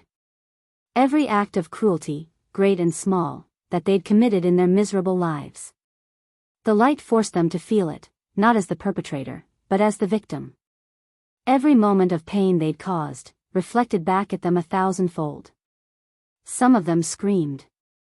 Some of them fell to the ground, clutching their heads, begging for it to stop. Some of them simply stopped. Hearts giving out under the weight of their own sins. Those who could bear it, those whose crimes weren't too heavy, survived. Changed. Transformed by the experience into something new. Something that might, with time, become better. Those who couldn't bear it died where they stood. When it was over, Sera hung in the air for a long moment. The light was fading. The goddess was retreating. And she was just Sera again, exhausted, drained, barely conscious. She fell. Kale caught her. Of course he did. He was there before she hit the ground, arms wrapping around her, cradling her against his chest. She could hear his heart pounding. Could feel his terror through the bond, his overwhelming relief that she was still breathing. "You survived," he said. His voice cracked. "I survived." She managed a weak smile. "Told you I'd try." "You did more than try." He pressed his forehead to hers. "You saved everyone. You magnificent, terrifying woman." Around them, the battlefield fell quiet. The war was over. The surviving enemy wolves knelt in submission, too stunned or too transformed to continue fighting. And the Silverbloods, her people, were cheering. She'd done it. She'd actually done it. Sera closed her eyes and let herself rest. 1 week later. The sanctuary had been transformed. What was once a hidden refuge was now the seat of a new power, flags flying, wolves from every territory gathered, the beginning of something unprecedented in the history of their kind. Sera stood at the center of the great hall, wearing a dress of silver and white that Lyanna had insisted upon. Her hair had changed, streaked with silver now, permanent evidence of the power she'd channeled. Her eyes were still golden, but there were flecks of silver in them that caught the light. Kale stood beside her. One step behind. The power balance had shifted, and everyone knew it. Lyanna approached, carrying a crown of silver moonflowers, delicate and beautiful, woven with magic that made them glow faintly in the torchlight. The assembled wolves fell silent. By ancient right and divine blessing, Lyanna intoned, placing the crown on Sera's head, I name you Queen of the Silverblood Pack, partner to the Alpha King, and protector of all wolf kind. The hall erupted in cheers. Sera let them celebrate for a moment. Then she raised her hand, and silence fell. I don't want to rule through fear, she said. Her voice carried to every corner of the hall. My mate did that, and it nearly destroyed us all. I want to build something different. A kingdom where power is earned, not inherited. Where justice is given, not bought. Where no one, Omega or Alpha, is considered less than anyone else. She felt Kale's presence behind her, solid and supportive. Through the bond, she felt his pride. His love. His absolute certainty that she was exactly what their people needed. And it starts with accountability. She turned to look at him. The Alpha King will establish a council of all packs. He will no longer rule alone. His word will no longer be absolute law. A murmur ran through the crowd. This was unprecedented. Radical. The end of everything they'd known. The age of tyrants is over, Sera said. The age of partnership begins. Kale stepped forward. And then, in front of everyone, his wolves, her wolves, enemies and allies alike, he knelt. I pledge my throne, my army, and my life to this vision, he said. His voice rang clear and strong. And to you, my queen, my mate, my heart. Whatever you need. Whatever it takes. I am yours. Sera looked down at him. This man who had destroyed her family and spent 18 years drowning in guilt. This man who had surrendered himself to her people, ready to die for his crimes. This man who loved her with an intensity that still terrified her. Rise, she said. We have work to do. He stood. Took his place beside her. And together, they faced their people. That night, they were finally alone. The celebrations had lasted for hours. Wolves from every pack, drinking and dancing and howling at the moon. Hope and joy and the first tentative steps towards something new. Sera had smiled until her face hurt, had accepted congratulations and pledges of loyalty until she could barely stand. Now she was in their chambers, hers and Kale's, and the silence was beautiful. Kale stood behind her, his fingers tracing the silver streaks in her hair. The mate bond hummed between them, warm and content. Not a chain anymore. A bridge. You're the most magnificent thing I've ever seen, he murmured. I was a bartender a month ago. You were always a queen. He pressed a kiss to her shoulder. The bar was just where you were hiding. She laughed. Actually laughed, free and easy, without the weight of grief or rage. It felt like freedom. I love you, she said. The words came easily now. Naturally. Like they'd been waiting her whole life to be spoken. Kale went still behind her. I don't know when it happened, Sera continued. Maybe at the bar, when you walked in and my whole world shifted. Maybe when you fell to your knees before me. Maybe when you surrendered to my people, ready to die for what you'd done. She turned to face him. But I love you, Kale Volkov. All of you. Even the broken parts. Especially the broken parts. His voice was rough. His eyes were wet. Especially those. Because I'm going to help you heal them. And you're going to help me heal mine. He pulled her close, held her like she was the only thing keeping him anchored to the earth. She felt his tears against her hair. Felt his heart pounding against her chest. So what now, my queen? He asked eventually. Sera smiled. Now we get to work. We have a kingdom to rebuild. Survivors to free. A council to establish. And somewhere out there, there are more people like Marcus. More threats to our people. Sounds exhausting. Good thing we have each other. She kissed him as moonlight streamed through the window, blessing their bond. Outside, wolves howled in celebration. 6 months later. Sera stood on the balcony of the rebuilt Silverblood palace, watching the sunset paint the sky in shades of gold and rose. Her hand rested on her stomach, where new life grew, the first airborne of both Silverblood and Volkov lines. The kingdom had changed. The council was established, representatives from every pack meeting monthly to govern together. The captive Silverbloods had been freed, integrated into their reclaimed territory. Schools had been built, laws reformed, old wounds slowly beginning to heal. It wasn't perfect. Nothing ever was. But it was better. Kale's arms wrapped around her from behind, his hands coming to rest over hers on her stomach. The council approved the new laws, he said. Equal rights for Omegas. Universal access to education. And the freedom of mate provision you wanted. No more forced bonds. No more forced anything. Sera leaned into him, feeling the strength of his body, the steadiness of his presence. After everything they'd been through, he was still here. Still hers. We did it, she said. We're doing it. There's still so much work. I know. She turned in his arms. But tonight, can we just be? Just us? He kissed her softly. Tenderly. Like she was precious. Like she was everything. Just us, he promised. Always. The moon rose over the wolf kingdom, full and silver and bright.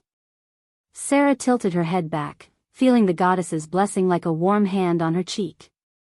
A new era had begun. And it had started with a stranger walking into a bar and saying 4 simple words. Pour me one more. If you are enjoying this video, do well to hit the like button and subscribe to this channel. The end.